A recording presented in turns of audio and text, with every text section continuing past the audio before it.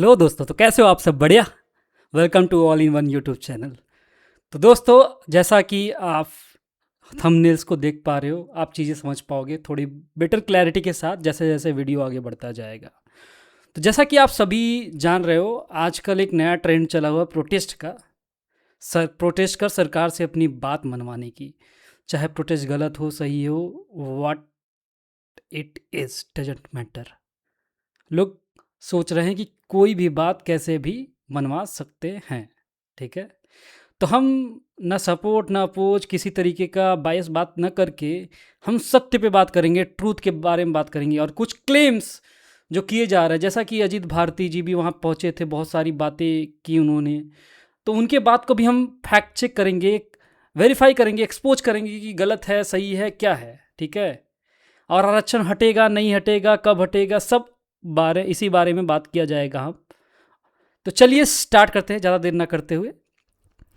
तो दोस्तों, क्या हो अगर मैं कहूं कि आरक्षण पर जो बहस आप टीवी और रील्स पर देख रहे हैं वो दोनों तरफ से आधी अधूरी और मैन्युफैक्चर्ड है।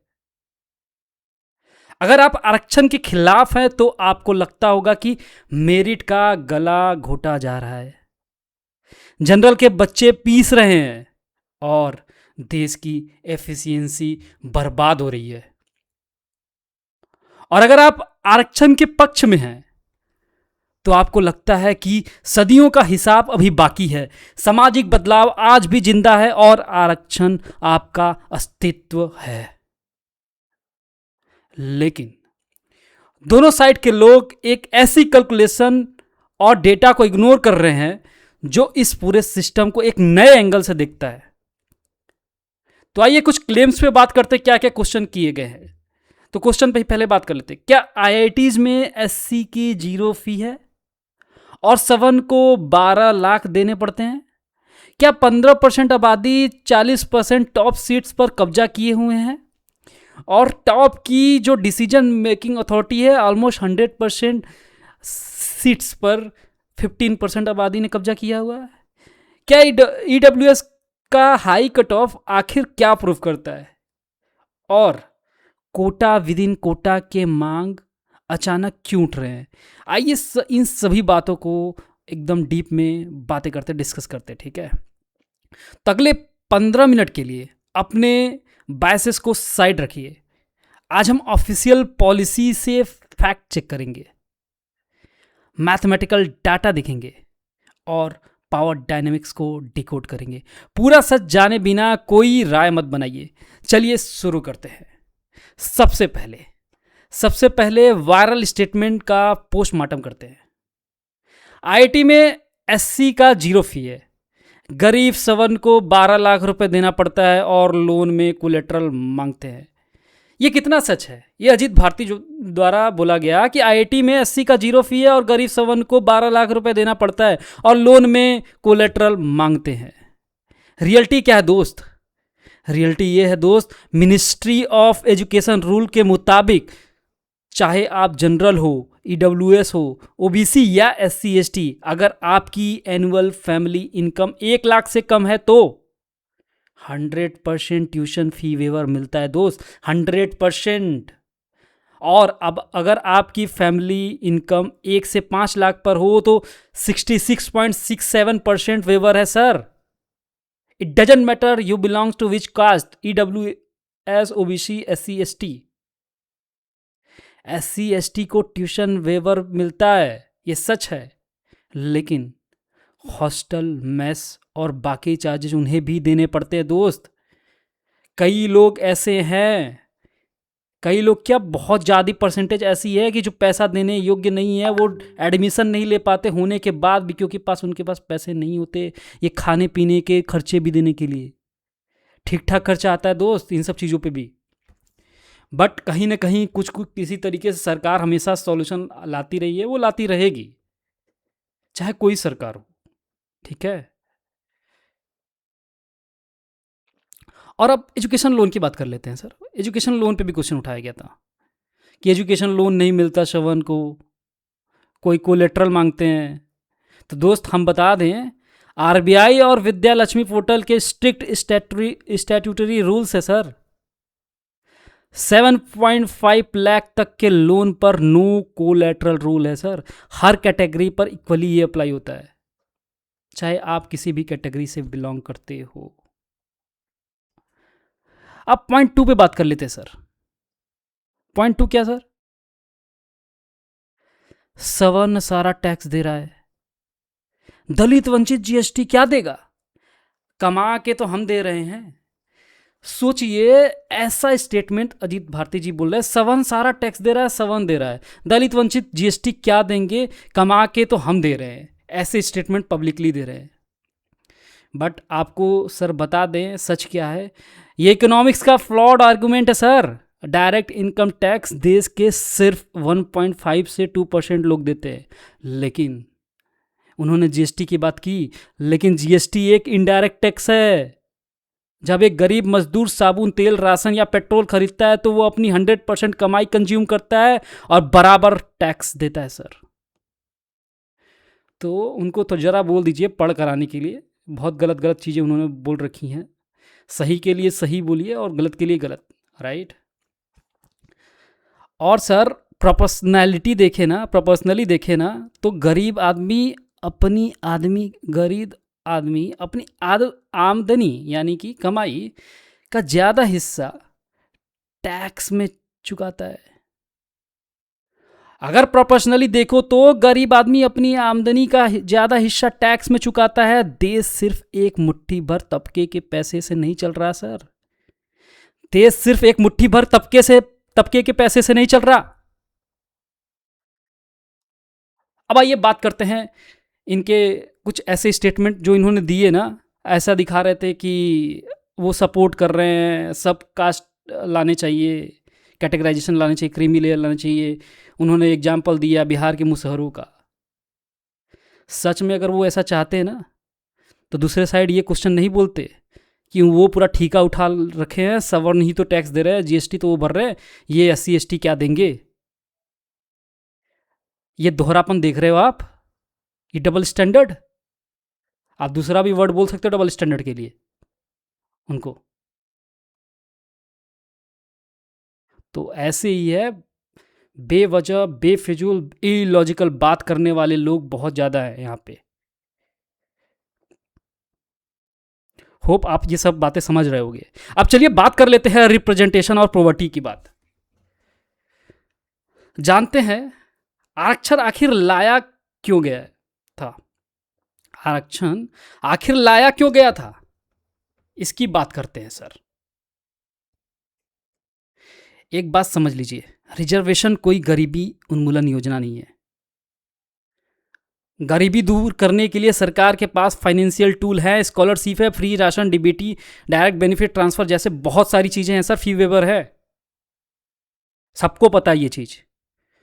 रिजर्वेशन आर्टिकल 15 और आर्टिकल 16 के तहत इसलिए लाया गया ताकि एडमिनिस्ट्रेशन, जुडिशरी और पॉलिसी मेकिंग में 80 से 85% मार्जिनलाइज लोगों को रिप्रेजेंटेशन और पावर मिल सके सर। 80 to 85% लोग, आबादी इंडिया की बात कर रहे हैं, मार्जिनलाइज थे एडमिनिस्ट्रेशन, जुडिशरी, पॉलिसी मेकिंग में। उनकी हिस्सेदारी ही नहीं थी। टॉप 15 पर सिर्फ देश के 15% ही देश को चला रहे थे। उनकी रिप्रेजेंटेशन को इंश्योर करने के लिए, ताकि उनको पावर मिल सके, इज्जत मिल सके, वो अपने राइट्स के लिए खड़े हो पाए, इसलिए उनको रिजर्वेशन दिया गया सर। सोशली बैकवर्डनेस के लिए दिया गया सर, कोई ये इकोनॉमिक टूल नहीं है सर किसमें घुसो और अमीर हो जाओ। This is not such thing. You have to do hard work anyhow. कितने लोग का कर दिया जाएगा सर? यहाँ पे आबादी कितनी है, कितने परसेंट है, एब्सोल्यूट टर्म में कितनी आबादी है, और एब्सोल्यूट टर्म में गवर्नमेंट जॉब कितने हैं सर? आबादी के से कंपैरिजन करेंगे ना, बहुत बहुत कम है। और आप ओवरऑल जॉब में सिर्फ कंपैरिजन करें तो भी कम है, 2 से 2.5% जॉब होती है गवर्नमेंट। तो ये जुमलेबाजी ना बंद किया जाए, गलत चीज़ों को आगे बढ़ावा न दिया जाए, ठीक है।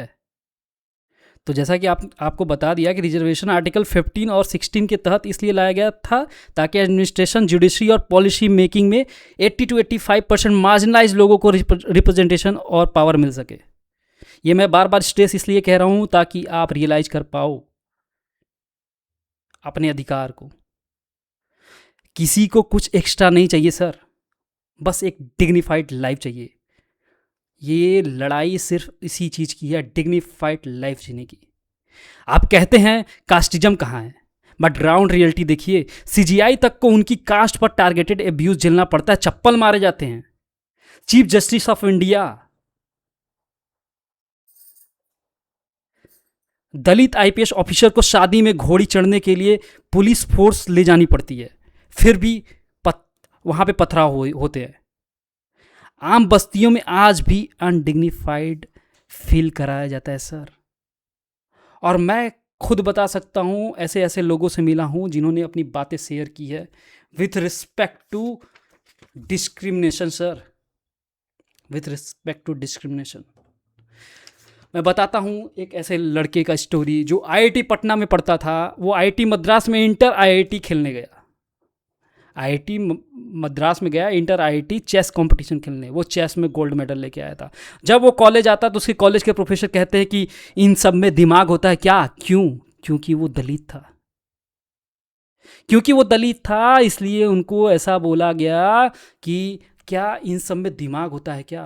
वो तो भला हो इस जेनजी पॉपुलेशन की जो रीजनिंग और लॉजिक्स में डोमिनेट करती है। और उन्होंने प्रोफेसर से क्वेश्चन पूछे, धरना दिया प्रोफेसर्स के खिलाफ कुछ एक्शन लिए गए। एटलीस्ट लोग थोड़े अवेयर तो हुए, एक्शन तो लिया गया। आई नो कि उनको बहुत बड़ी कुछ सज़ा नहीं दी गई होगी, बट स्टिल अब लोग अवेयर हो रहे हैं।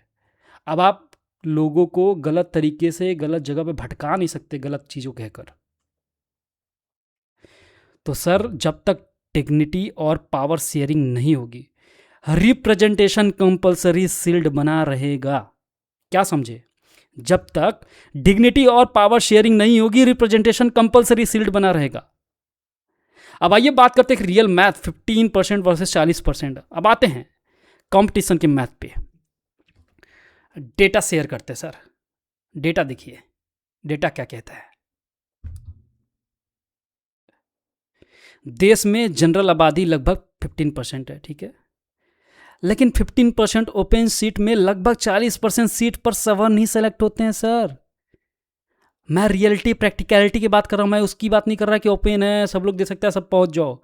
कौन पहुंचता है उसकी बात हो रही है यहाँ पे। 50% में 40% सीट पर सवर्ण ही सेलेक्ट होते हैं जनरल। आबादी कितनी है? 15%, यानी आबादी से 3 गुना ज़्यादा सीट उनको मिलती है 15% को, आबादी से 3 गुना ज़्यादा। और यही बात अगर SC/ST से कंपैरिजन कर लिया जाए तो समझो सर, इसका मतलब सवर्ण कैटेगरी में सीट्स के हिसाब से कंपटीशन कम है। सीट्स 15%, 40% लोग जाते हैं। तो इनकैपेबिलिटी किसकी है सर? आप लड़ने आ जाते हो SC/ST, वीक को टारगेट बनाते हो, वो नहीं क्रॉस कर पाते। ओपन कैटेगरी बहुत रेयर हो पाता है, सिमट जाते हैं अपने कैटेगरी तक के कट ऑफ में। और ये कट ऑफ ऐसे डिसाइड नहीं होता कि हवा में कर दिया, उनके कैटेगरी में ही कंपटीशन होता है। उसके बेसिस पे टॉप लोगों को क्वालिफाई करना पड़ता है, निकलवाना पड़ता है, फिल्टर करना पड़ता है, इसलिए वो कट ऑफ बनती है। रैंडमली नहीं होती कि आप कह दो कि WS के लिए ज़्यादा जा रहा है कम जा रहा है। तो लड़ाई करनी है, कंपैरिजन करना है, बेसिकली अपने में कंपैरिजन करिए, करिए कंपैरिजन। 40% सीट पे आप ही के कैटेगरी के लोग अगर जाते हैं तो कहीं ना कहीं वो दिखता है ना कि कम आबादी वाले ज़्यादा लोग जा रहे हैं वहाँ पे, और आप ही लोग उनको ना बोल के आप इधर आ जाते हो, वीक को टारगेट करने लगते हो, जिनको किसी वजह से रिजर्वेशन मिल रहा था, किसी वजह से ये सब चीज़ें दी जा रही, छूट दी जा रही है। और वो छूट क्या यार, वो अपने मतलब छूट क्या, वो उसमें भी बहुत सारे ऐसे लोग हैं जो नहीं ला पाते नंबर, वो कट ऑफ भी नहीं पार कर पाते अपने कैटेगरी के, नहीं मिलता उनको। वो अपने यहाँ पे कॉम्पीट कर रहे हैं अपनी कम्युनिटी में, जिस कम्युनिटी को ऊपर बढ़ाने की बात की जा रही है। तो सर आपकी कैपेबिलिटी इनकैपेबिलिटी डिसाइड होती है आपके बैकग्राउंड से, पीछे आपका क्या रहा, आपकी कल्चरल कैपिटल सोशल कैपिटल क्या रहे, आपके माँ बाप कितने पढ़े लिखे हैं, आपको कितने ज़्यादा इजीनेस हुई फील हुई पढ़ाई लिखाई करते हुए, आसानी से पढ़ लिए, आपका दिमाग आपके दादा परदादा कैसे ग्रो किए, वो कल्चरल कैपिटल कहाँ जाएगा सर। तो ऑफकोर्स आप उनसे नंबर ज़्यादा लाओगे, आपके दादा परदादा पहले से पढ़े आए हैं, तो वो चीज़ें आप में भी आएगी बाय जिन। तो आप क्लेम नहीं कर सकते, आप अपनी नाकामयाबी जो ऑलरेडी 40% सीट को ले जा रहे हैं, 15% जनता उसी में से बिलोंग करते हो आप, लेकिन वहाँ पे आप हो नहीं पाता, अपनी नाकामयाबी का गुस्सा तुम इधर क्यों निकालते हो।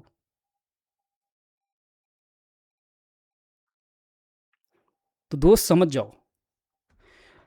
अब बात करते हैं आगे कि वहीं SC ST की आबादी लगभग 25% है, लेकिन रिजर्वेशन सिर्फ 20% मिलता है, मतलब आबादी से भी कम सीट्स मिलते हैं उनको, और आपका आबादी से ज़्यादा। यहाँ पे आपका कहने का मतलब आपको नहीं है, not general. I am saying this word to represent the thing जो इन सब चीज़ों को अपोज सपोर्ट वाला गेम खेल रहे हैं और लड़ाइयाँ लड़वा रहे हैं, सिर्फ उनके लिए ये।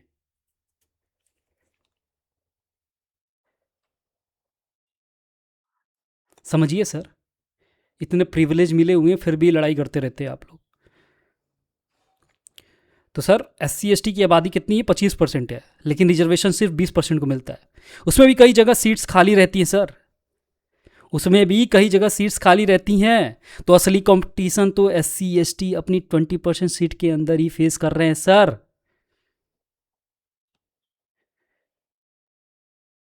ओपन की तो भूल जाइए बात। अब इनका डबल स्टैंडर्ड देखिए।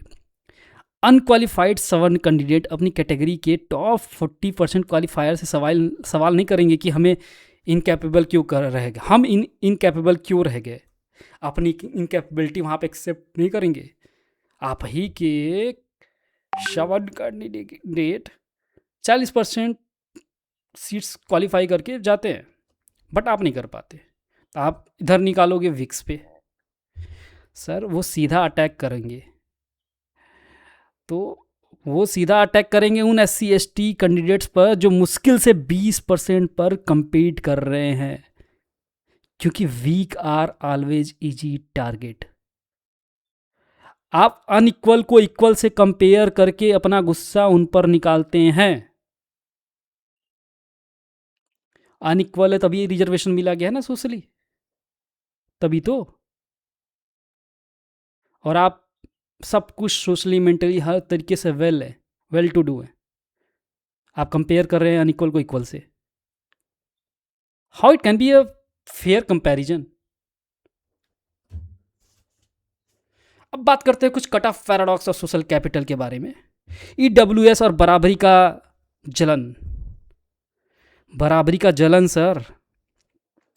EWS का कट ऑफ हमेशा हाई जा रहा है, जनरल या OBC के बराबर। क्या सत्य है, इसके पीछे क्या राज है, ये क्या प्रूव करता है सर कि EWS का कट ऑफ हमेशा हाई जा रहा है जनरल या OBC के बराबर। सर ये पहले इसको हमें ये समझना पड़ेगा कि EWS आया कैसे।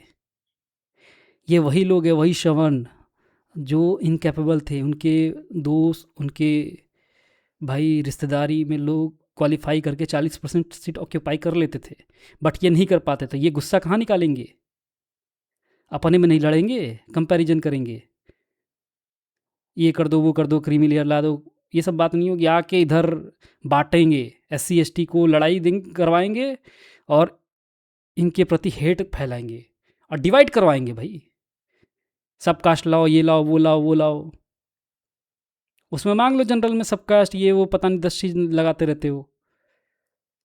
ऑलरेडी इतने बदनाम हो, उसमें भी छोटी छोटी चीज़ें, कास्ट का नाम लेके छोटा ब्राह्मण, छोटा गुप्ता, बड़ा गुप्ता, बड़ा ठाकुर, छोटा Thakur, what shit it is spreading you all. इंसान हो यार, पहले अपने आप को पहचानो। तो दोस्त, हम बात कर रहे थे ईडब्ल्यूएस का कट ऑफ हमेशा हाई क्यों जा रहा है जनरल या ओबीसी के बराबर। ये क्या प्रूव करता है सर? ईडब्ल्यूएस कैंडिडेट के पास जनरेशनल एजुकेशन, सुनो ध्यान से, ईडब्ल्यूएस कैंडिडेट के पास जनरेशनल एजुकेशन, सोशल कैपिटल और कॉन्फिडेंस मौजूद है सर। अगर आपके पास जनरेशनल एजुकेशन और सोशल कैपिटल और कॉन्फिडेंस मौजूद होता है ना सर, आप ज़िंदगी में कुछ भी हासिल कर सकते हो। उनके साथ कोई सोशल ऑपरेशन नहीं हुआ सर, इसलिए स्कोर हाई जाता है। यही वजह है रिजर्वेशन का कि कास्ट बेस्ड रिजर्वेशन क्यों होना चाहिए। आपका जो ईडब्ल्यूएस लाए, सीट्स लाए ईडब्ल्यूएस का, उससे भी चीज़ें आपकी फुलफिल नहीं हो पा रही थी। आप स्टिल वही गेम खेल रहे थे, सोच रहे थे कि आप ईडब्ल्यूएस लाएंगे तो कट ऑफ कम हो जाएगा। नहीं होगा सर। ये उन्हीं की बात कर रहा हूँ जो नहीं करते कुछ, जो कुछ नहीं करते उनकी बात कर रहा, जो खाली लड़ाई करने के लिए आते हैं। वो ये सोचे थे आ जाएगा तो कुछ हो जाएगा, नहीं हुआ कुछ, अभी भी हाई जाती है। तो ज़बरदस्ती का ढोंग है ये सब, समझ लीजिए। ये प्रूफ हो जाता है कि कहीं ना कहीं कि सामाजिक रिजर्वेशन ज़रूरी है। और रिजर्वेशन मतलब ही है यार कि समाज में सोशली बैकवर्डनेस ऑपरेशन किया गया सदियों की वजह से, सदियों से। तो कहीं ना कहीं आपको वो कोई playing field, equal level playing field दी जा रही है कि ताकि आपकी कॉन्फिडेंस बढ़ सके, आप मेन स्ट्रीम में आ पाओ, कॉन्फिडेंसली बोल पाओ, फ्रीडम के साथ अपनी बातें रख पाओ बिना डरे। बट ये पूरी तरह से 100% नहीं हो पाया, अभी भी लोग डरते हैं सोसाइटी में। बट स्टिल धीरे धीरे लोगों के कॉन्फिडेंस बढ़ रहे हैं, बट ये लोग कॉन्फिडेंस बढ़ने देना नहीं चाहते। तो सर असली प्रॉब्लम ये है कि इनको बराबरी का जलन है, समझ लो। इनसे बर्दाश्त नहीं हो रहा कि सदियों से दबाया गया इंसान आज इनकी बराबरी में बैठ रहा है सर। ये उनको आगे बढ़ने नहीं देना चाह रहे। ये उनको आगे बढ़ना बढ़ना नहीं देना चाह रहे। इनको डर है, इनको डर है कि वहां से यहां लीडर निकलेंगे, वहां से नए लीडर निकलेंगे। जैसे जैसे एक पैदान जब क्रॉस करता है एक निचले तबके का लड़का, तो धीरे धीरे बढ़ता जाता है, ग्रो करता जाता है, ग्रो करता जाता है, और कभी लीडर बन के निकलेगा और उनकी आवाज़ देश में उजागर करेगा, बात रखेगा। ये चाह रहा है कि वो आवाज़ दब जाए, लोग एक पैदान पे आने तक रुक जाए, ताकि ऊपर ये राज करते रहें और ये चलाते रहे सिस्टम को और दबाते रहें, पुराना सिस्टम वापस ले आए। इसलिए सिंपल है सर, ये लोगों को सब कास्ट, कास्ट, रिलीजन के बेसिस पे डिवाइड करके पावरलेस बनाना चाह रहे हैं कि आपके पास कोई ना पावर होगा ना कुछ होगा, और आपको फिर से दबाया जाएगा, आपको फिर से दबाया जाएगा।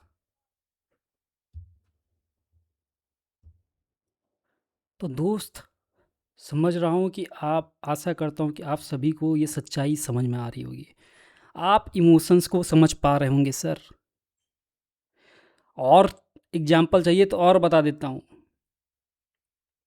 रिसेंटली किसी के घर के सामने खंबा गाड़ा गया सर। क्यों? क्योंकि वो दलित था। घर के गेट के सामने खंबा गाड़ा गया। तुम बर्दाश्त कर पाओगे ये चीज़? वो बर्दाश्त कर रहा था, कोई सपोर्ट नहीं किया सर, सब हंस रहे थे लोग। घर के आगे आपके कूड़े का ढेर लगा दीजिए आपके गेट पे, आप गेट से बाहर नहीं निकल सकते। अगर आप पढ़े लिखे होगे ना, जिंदा मर जाओगे अगर आप कुछ नहीं कर पाओगे तो। कि तुम्हारे पढ़े लिखने का फ़ायदा क्या है जब तुम कुछ कर ही नहीं पा रहे हो? क्यों? क्योंकि भेड़िए हैं सब, आके तुम क्वेश्चन करोगे, कुछ बोलोगे, आके मार डालेंगे तुम्हें। ऐसे ऐसे लोग हैं सर। इस तरीके की दहशत फैला रखा है लोगों ने देश में। आप सोचो, जिस कंट्री में रहता है, जिस जो इंसान जिसकी कंट्री है, वो अपनी कंट्री को किस तरीके से लेगा कि खुद की कंट्री में वो सेफ नहीं है। वो अपनी कंट्री को कंट्री भी मान पाएगा, अपना देश मान पाएगा? उसके हिसाब से सोच के तो देखो, फेस करके देखो, समझ में आ जाएगा एक दिन में।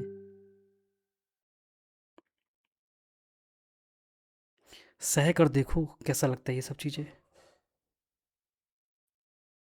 कोई आके मार के चला जाए तुम्हें और तुम कुछ ना कर पाओ,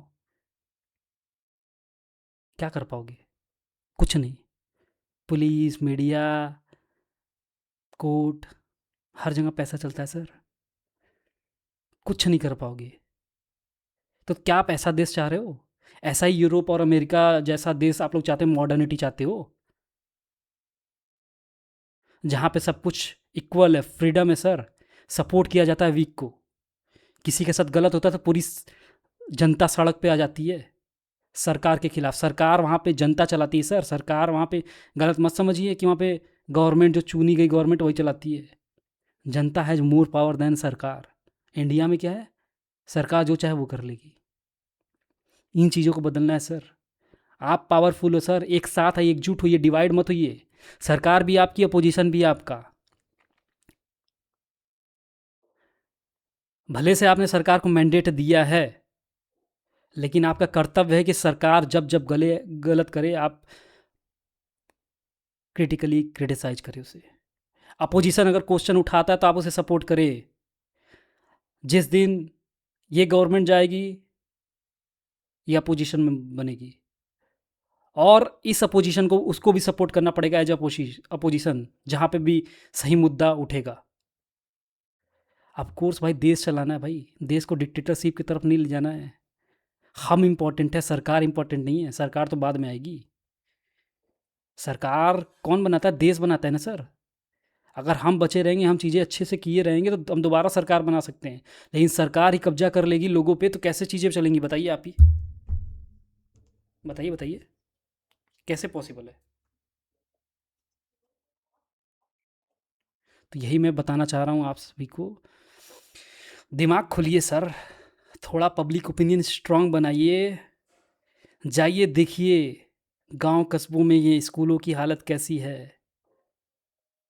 जाइए देखिए मार्जिनलाइज सेक्शंस के आसपास के एरिया, किस तरीके से उनको बर्ताव किया जाता है उनके साथ। क्या खिलौना है क्या उनके साथ खेल लोगे आप लोग? गलत है सर, गलत है। इंसानियत लाओ, सब कुछ अपने आप ठीक हो जाएगा। There is no need of reservation, there is no need of anything. इंसान को सिंपल सी चीज़ चाहिए होती है सर, खाना पीना सही से मिल जाए, समाज में इज्जत मिल जाए, नाम हो, खेलो कूदो, मिल बांट कर रहो, घूमो फिरो, यही चाहिए होता है सर, डिग्निफाइड लाइफ। इससे ऊपर किसी को कुछ नहीं चाहिए। ये रिजर्वेशन, ये सब तो फालतू चीज़ है सर। ये किसी वजह से आई है, ये सब जिस टॉपिक पे हम बात कर रहे हैं ना, ये जिसको मुद्दा बना के ऐसे उलट पलट गेम खेलते रहते हैं लोग।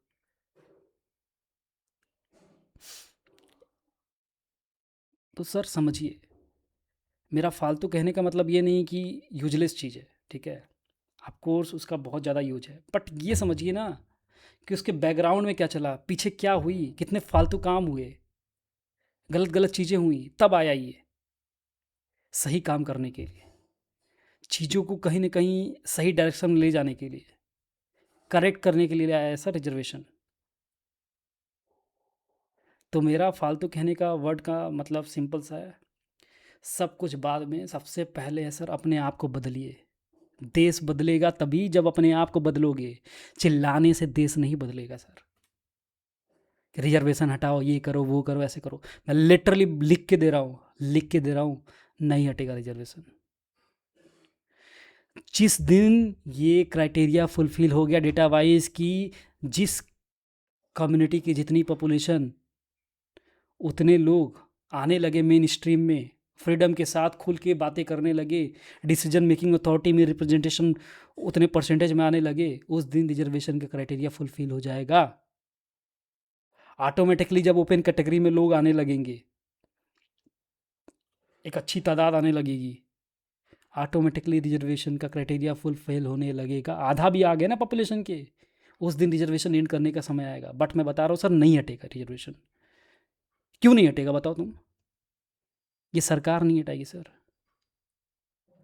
क्यों? क्योंकि आप ना बटे हुए हो सर। ये बटे हुए बटे का गेम खेल रही है सर। आप जिस तरीके से डिवाइड करना चाह रहे हो कास्ट विद इन कास्ट, सरकार भी वही करती है, आपको डिवाइड करके आप पे ही राज करती है सर।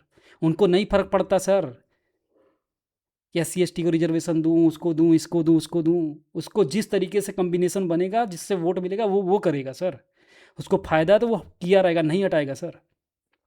अभी तो मान लीजिए रीज़न है ना हटाने का, नहीं हटाएगा, वो कन्फर्म है, सबको पता है, कितना भी चिल्ला लीजिए। बट आने वाले समय में भी नहीं हटाएंगे, ये लिख के ले लो। तब तक नहीं हटाएंगे जब आप खुद अपने आप को नहीं बदलोगे। अपने मानसिक चीज़ों को चेंज करो सर।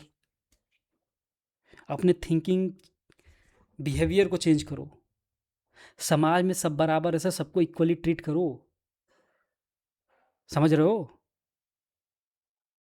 यूरोप और अमेरिका में बस एक ही चीज़ कॉमन है sir, this stand for wrong. सब एक साथ आ जाते हैं। बटती नहीं है जनता कभी वहाँ पे, किधर उधर बट गए, लड़ने लगे, हम अपोजिशन को फेवर कर रहे हैं, हम सरकार को फेवर कर रहे हैं। हो इज़ दिस सरकार? अपोजिशन भी सरकार है भाई। जहाँ जहाँ से लोग MP हैं, तो क्या तुमको क्या लग रहा है वहाँ पे नहीं चलाते क्या वो लोग? जिस डिस्ट्रिक्ट में एक MP एक अपोजिशन से होगा, तो क्या वो गवर्नमेंट नहीं चला रहा? वो गवर्नमेंट का पार्ट है सर। अपोजिशन तो एक वर्ड है कि मेजर पार्टी और मेजर पार्टी गवर्नमेंट और कोलिशन गवर्नमेंट को जस्ट काउंटर करने के लिए पॉजिटिवली गलत काम जब करेंगे। समझो सर, ये आपके लिए, आपके देश के लिए, आपके फ़ायदे के लिए सर। तो सेल्फिश कम रहे सर। और ये रही बात अजीत भारती की रिफ़ॉर्म करने की बात, रिफ़ॉर्म की बात कर रहे थे, आप समझ गए होंगे कितने झूठ निकले इनके। दसों झूठ निकले होंगे। GST वाली बात की थी, IIT की फ़ीस वाली बात की थी, एक्सपोज हो गए ना सर। और वो रिफ़ॉर्म करने की बात करनी थी, तो वो वैसे प्रोटेस्ट में क्यों गए जहाँ पे बात हो रही है रिजर्वेशन हटाओ? असली में उनका इंटेंट क्या था और असली में वो क्या बोल रहे थे, बहुत फ़र्क है सर। तो वही कह रहा हूँ, इनकी बातों पे कभी मत जाओ, ये कुछ भी बोलते रहेंगे। अब चलिए आइए सब कास्ट के पॉलिटिक्स के बारे में बात करते हैं, एक दोगलापन के बारे में। गजब डबल स्टैंडर्ड है ना सर। आप इनके डबल स्टैंडर्ड को देखिए। एक तरफ बोलते हैं कि एफिशिएंसी ख़त्म हो रही है, मिनिमम मार्क्स के स्टैंडर्ड लगाओ। I agree with this, I strongly agree with this. No matter what, there should be a some minimum marks standard. लगाओ सर, होना चाहिए सर। जहाँ पे आप स्किल देकर और मोर बेटा प्रोसीजरल वर्क इन्वॉल्व है, वहाँ पे थोड़ा कम मार्क्स रहेगा, चलेगा। लेकिन जहाँ पे इंटेलिजेंस चाहिए सर, वहाँ पे तो मिनिमम मार्क्स लगाना पड़ेगा। You have to do anyhow whichever government comes, you have to push the government for that. This is very right thing, आपको करना पड़ेगा। लेकिन मैं दोहरी मानसिकता के बारे में बात करना चाह रहा था ना। मैं तो सपोर्ट कर दिया इस बात को, लेकिन इनकी दोहरी मानसिकता दिखाता हूँ, डबल स्टैंडर्ड। क्या बोल रहे थे? एक तरफ बोलते हैं कि एफिशिएंसी खत्म हो रही है, मिनिमम मार्क्स स्टैंडर्ड लगाओ। दूसरी तरफ बोलते हैं SC ST में सब कास्ट बनाओ, मुसहर समाज को अलग कोटा दो। बांट रहे हैं, और बांट कर क्या करेंगे बताते आगे। ये कितना बड़ा कॉन्ट्राडिक्शन है सर, पता है आपको ये कितना बड़ा कॉन्ट्राडिक्शन है? एक तरफ बोलते हैं एफिशिएंसी खत्म हो रही है, मिनिमम मार्क्स के स्टैंडर्ड बढ़ाओ, दूसरी तरफ बोलते हैं कि SC ST में सब कास्ट बनाओ और मुसहर समाज को अलग कुटा दो, और ऐसे बहुत सारे समाज को। आपको पता है मुसहर समाज के पास बेसिक स्कूलिंग तक नहीं है। इसके पीछे जिम्मेदार कौन है? गवर्नमेंट। क्यों गवर्नमेंट से क्वेश्चन नहीं करते? जब आपकी रूट ही, आपका ग्राउंड ही बेकार है, तो आगे चीज़ें कैसे इंप्रूव होंगी? आप कैसे एक्सपेक्ट कर सकते हो कि डायरेक्टली उनको कुछ रिजर्वेशन के थ्रू आगे बढ़ा दिया जाए? रिजर्वेशन तो मिल रहा है सर, किसी ने नहीं रोका है सर। रिजर्वेशन तो उनको भी मिल रहा है, इक्वली मिल रहा है। बट गलत क्या हो रहा है उनके साथ सर? जिस एरिया में रहते हैं वो एरिया अनडेवलप्ड, ना वहाँ पे कुछ ग्रोथ है, ना कुछ इकोनॉमिक एक्टिविटी अच्छी सी है, और डिस्क्रिमिनेशन एक अलग लेवल पे है सर। उस डिस्क्रिमिनेशन से बाहर नहीं आ पाते, इतने डरे हुए हैं सर। आपका काम है सर, आप बोल रहे थे ना मुसहर समाज को देखे हैं, तो जाइए सर, क्या किया है मुसहर समाज के बारे में? कभी कभी आगे आप बढ़ के कुछ किए हैं? अगर सिंपैथी दिखा रहे तो, या वही दोहरापन है आपका? कुछ करिए सर उसके लिए, कुछ इकोनॉमिक एक्टिविटी लाइए, पहले तो वो कॉन्फिडेंस ले आ पाए कि हम कुछ कर सकते हैं। स्कूल्स बढ़िया बनाइए सर, उनको पढ़ाइए सर। जो सरकारी स्कूल है वो उनको, उनके पास कोई ऑप्शन नहीं होता सरकारी स्कूल के जाने के अलावा, और इस वही स्कूल को आप बंद कर रहे हो, फिर कहते हो कि रिजर्वेशन नहीं दिया, वो नहीं पहुंच पाए, ये नहीं पहुंच पाए, वो नहीं पहुंच पाए। वो इतना कुछ करने के बाद भी जब तुम उनको कंपटीशन में बैठाओगे तब भी आई कैन गारंटी वो कैटेगरी के कट ऑफ पार करने में भी बहुत स्ट्रगल करेंगे सर।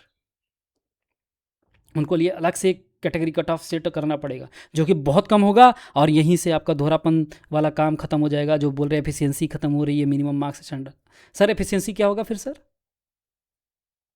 फिर क्या एफिशिएंसी होगी जब कट ऑफ ही एकदम जीरो, एकदम नजदीक पहुंच गया? क्या करोगे? इसका क्या जवाब है आपके पास? बंटवा रहे हो जो, उसका आपका इंटेंट सर गलत है सर। आप सॉल्यूशन देना ही नहीं चाहते, आप बांटना चाहते हो, लड़ाना चाहते हो। आपके बराबर किसी कास्ट का इंसान कोई आ गया होगा आपके सोसाइटी में, आप नहीं चाहते कि वो आपसे ऊपर बढ़ जाए, आप उसे दबाए रखो, आपके नीचे रहे सर। जलते हैं सर। तो सर आपको समझ में आ गया होगा कि बेसिक रूट कॉज कुछ अलग है। आपको ग्राउंड लेवल से चीज़ें चेंज करनी पड़ेंगी। मैं तो कहता हूँ रिजर्वेशन की ज़रूरत ही नहीं पड़ेगी, वॉट एवर, सब कास्ट भूल जाओ सर, बिल्कुल रिजर्वेशन की ज़रूरत नहीं पड़ेगी। चीज़ें सही कर दो बस, समाज में लोगों को इज्जत दो, डिग्निफाइड लाइफ जियो, एक दूसरे के घर जाओ, खाओ पियो। कास्ट ख़त्म करो, रिजर्वेशन तो कास्ट से आया था ना, कास्ट ख़त्म करो, रिजर्वेशन ख़त्म हो जाएगा।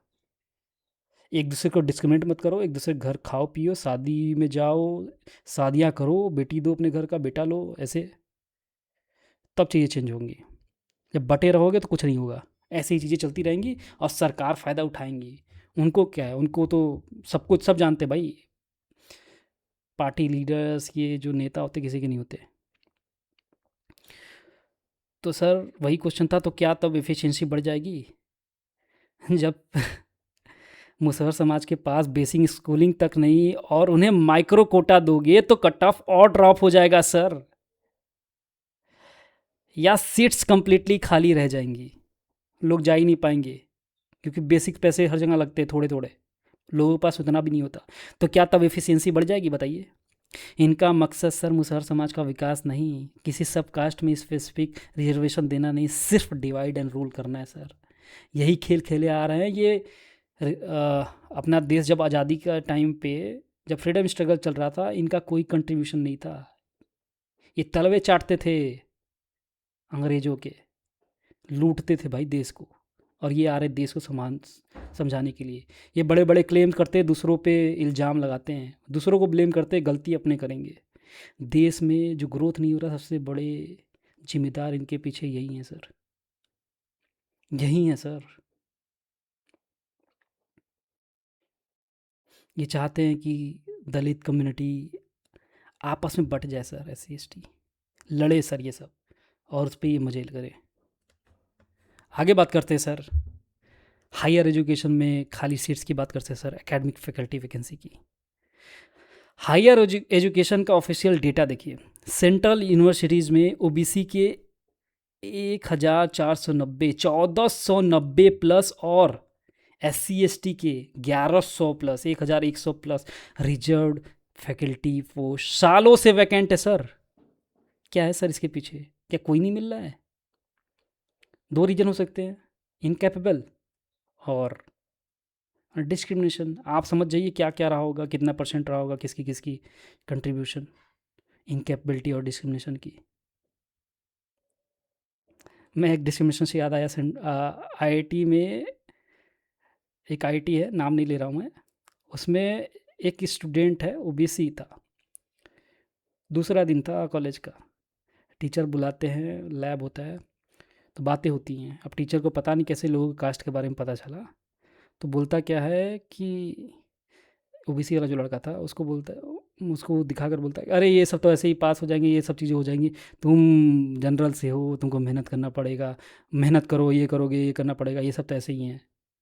थिंक दैट तुम जिस इंस्टीट्यूशन में पढ़ रहे हो वहाँ पे ऐसी बातें की जा रही हैं, तुमको कैसा फील होगा?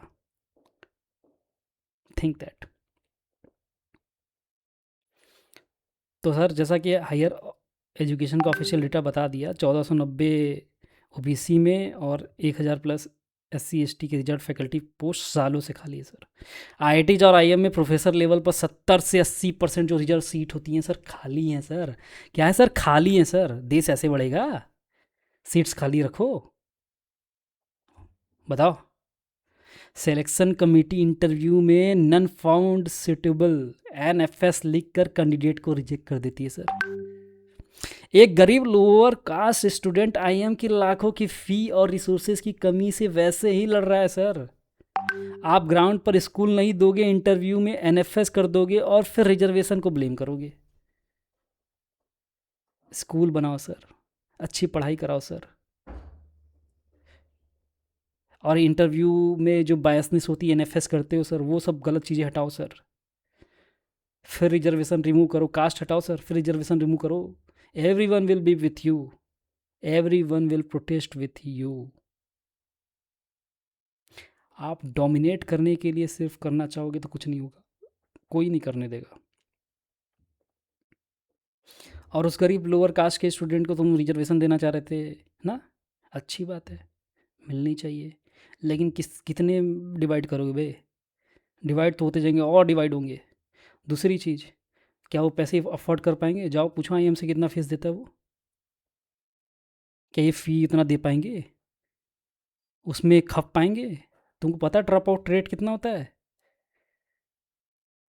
इन बड़े बड़े इंस्टीट्यूशंस में? भाई लोग वहाँ पे कोप अप नहीं कर पाते due to many reason sir. Societal conditioning जिस तरीके से रहे हैं वहाँ पे चीज़ें देखते बहुत डिफरेंट होता है सर। शौक होता है सर, कल्चरल शौक मिलता है, फाइनेंशियल शौक मिलता है, बहुत तरीके की शौक मिलती है, ड्रॉप आउट कर जाते बच्चे। अब बात करो एफिशिएंसी की, करो एफिशिएंसी की, रीच की, पहुँच की, कहाँ कहाँ किसको किसको पहुँचाओगे। मिडिल क्लास तो पहुँच ही नहीं पा रहा वहाँ पे, नॉर्मल, और तुम कहाँ से कहाँ बात ले जा रहे हो। सबको मौका दिया जाए सर, तोड़ो मत सर, बस ये रिक्वेस्ट है, तोड़ो मत सर। मैं कहूँगा कि एक समय आने के बाद हट जाए ज़्यादा बेटर है, ये डिवाइड करने से बेहतर हटा दो इसे। हटाओ कब? लेकिन तब जब समाज में उस तरीके की बराबरी आए, लोग एक दूसरे की इज्जत करना सीख जाए और एक दूसरे को डिग्निफाइड वे में देखे। किसी की डिग्निटी को छीनने का आपका अधिकार नहीं है सर। अब बात करते हैं सर कुछ हिस्टोरिकल माइंडसेट पे और रियल रिफॉर्म्स के ना। बात क्या करेंगे? हिस्टोरिकल माइंडसेट पे और रियल रिफॉर्म पे कुछ, और माइक्रो वर्कफोर्स रियलिटी के बारे में भी देख लीजिए सर। गवर्नमेंट जॉब के बारे में आपको जैसे कि पता ही है कि आपको कि सर 2 से 22.5% नेशनल जॉब होते हैं, जिसके लिए इतना लड़ाई करते हैं सर। और सोचो प्राइवेट, गवर्नमेंट के लिए क्यों इतना लड़ाई कर रहे हो? प्राइवेट में तो ज़्यादा इंसेंटिव सब कुछ है, फिर भी क्यों? पब्लिक सेक्टर का scale versus vast unorganised market comparison कर रहे हो सर, क्या कर रहे हो सर? प्राइवेट की मेजॉरिटी है sir, 97.5% Indian workforce operates in unorganise informal private enterprises. Reservation impact करता है कुछ ही को sir. It's a vital governance lies sir, but a broad economic empowerment requires private sector growth sir. देखिए quota scope limit, समझ रहे हो sir?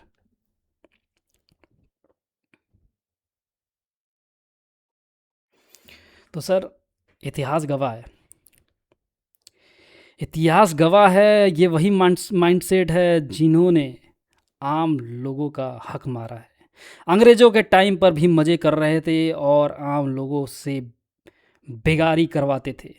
ये मोस्टली फंडामेंटलिस्ट सोच वाले होते हैं, ये बचपन से नफ़रत के बीज बोते हैं, देश को इरेशनल बातों में फंसाकर पीछे ढकेलते हैं और ब्लेम दूसरों पे डालते हैं। देश में सरकारी नौकरियां सिर्फ 2% से 2.5% हैं, बाकी 97% प्राइवेट और अनऑर्गेनाइज्ड सेक्टर में है। और देश को सच में आगे बढ़ना है तो हर गांव में world class free government school दो,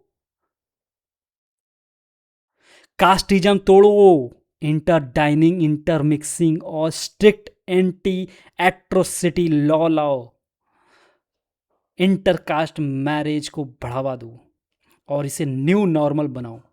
सरकार से सवाल करो एम्प्लॉयमेंट पर और प्राइवेट जॉब मांगो। रिलीजन और पॉलिटिक्स को अलग रखो सर। सबसे बड़ी चीज़ यही है कि रिलीजन और पॉलिटिक्स को अलग रखो सर। रिलीजन आपका पर्सनल अफेयर अपने तक रखो, सरकार को इसमें मत इन्वॉल्व करने दो, देश का ग्रोथ रुक जाएगा सर। आप सभी से रिक्वेस्ट है सर, जो लोग का फेथ रहता है सर, मैक्सिमम जो सच में रिलीजन को मानते हैं, इंटरनल फेथ होता है, वो दिखाते नहीं सर, लड़ते नहीं सर। सामने वाला क्या गलत बोल रहा क्या सही बोल रहा उसको फ़र्क नहीं पड़ता, वो अपना विश्वास अपने अंदर तक रखा रहता है, वो अपने आप को मानता है, कोई उसका विश्वास हिला नहीं पाता। बट जो दिखावा करते हैं वही आके लड़ाई करते हैं, पॉलिटिक्स में सब जगह पे रिलीजन को मिलाते हैं, इंटरमिक्स करते हैं। दैट्स ई जब मतलब one of the most worst thing sir. देश में 100% आबादी से देश बनता है बेसिकली।